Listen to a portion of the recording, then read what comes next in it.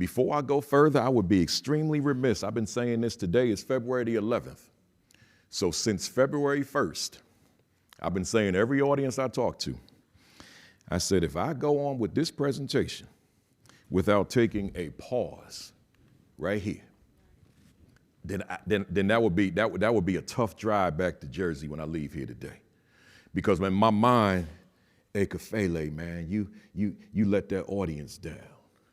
You didn't bring in the right energy. You didn't bring in the right spirit.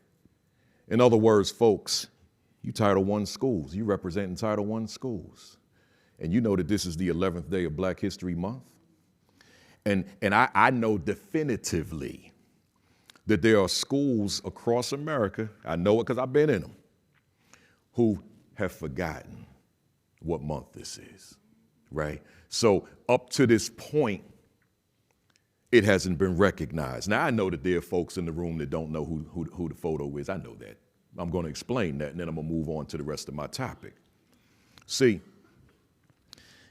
back in 1926, this gentleman, he said, we need to take a week, just 1 week, the second week of February, to commemorate the birthdays of Abraham Lincoln and Frederick Douglass. He said, we need to take a week and just recognize and acknowledge and study and read and research and celebrate the struggles, the history, the culture, the contribution of African American people. He said that. So he went on and declared this Negro History Week. But then over time, in the 60s specifically, it evolved into Black History Month, right? And although the study is lifelong, there's a focus and emphasis in the month of February, right? So I put this picture here, and I'm only going to take about a minute more with this. I put this picture here because that's Dr. Carter G. Woodson, who is the creator, the founder of this month, starting in the week. But there's another reason he's there in relationship to my presentation this morning. Anybody who's ever heard me once before, then you know that I always mention this book that he wrote. He wrote 16 books, but this was the one that pulled me out of a deep 10-year sleep. I went to sleep for 10 years in my life. From age 13 to age 23, I literally did nothing. I quit school in grade 9. And when I talk about me, I'm talking about some of your kids, right? So hear me.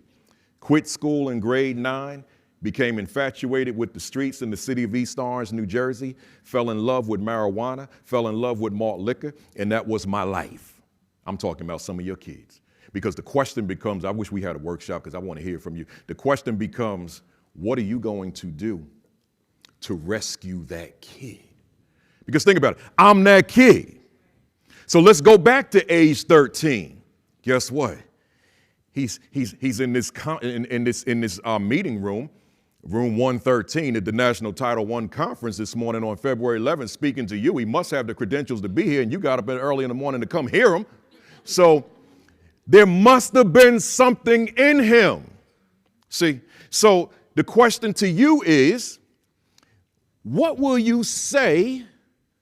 What will you do to take that kid that's in your school who could wrap circles around me, literally, intellectually, and help him to bring out that which is laying dormant within him?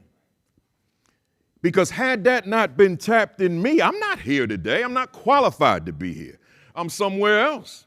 But because 10 years later, there's my buddy from Vegas, 10 years later, something triggered it. The something is right there. One book, y'all.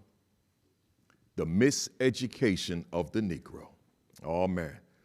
Hey, somebody, if you didn't read that book, write that title down for me. If you did read it again. If you read it 10 times, read it 20 times, because I promise you, you're going to find something in that book every time you read it that's going to put you in better position. You know, when you're playing basketball and you got to be in position on defense, right? Well, it'll put you in better position to make a winner out of youngster, see. So I'm reading the book and here's this paragraph. Oh my goodness. It blew me away, blew my mind. Let me share it with you and then I'm gonna move on. Paragraph said, when you control a man's thinking, you do not have to worry about his actions. You do not have to tell him not to stand here or over yonder. He will find his quote unquote proper place and he will stay in it. You do not need to send him to the back door. He will go without being told. In fact, if there is no back door, he'll cut one for his special benefit. His education makes it necessary, period. I read that paragraph, man, I said, wait a minute. That book was written in 1933. He's talking to me. So I read it again and again and again and again and went on and graduated from that school summa cum laude. See, all I needed was a mechanism to tell me that there was more to me than how I was living at that time. Just needed a mechanism. Hey, somebody in this room, what's that mechanism that you use? What's that thing that you do? What's that thing that you say to take that youngster that everybody else wrote off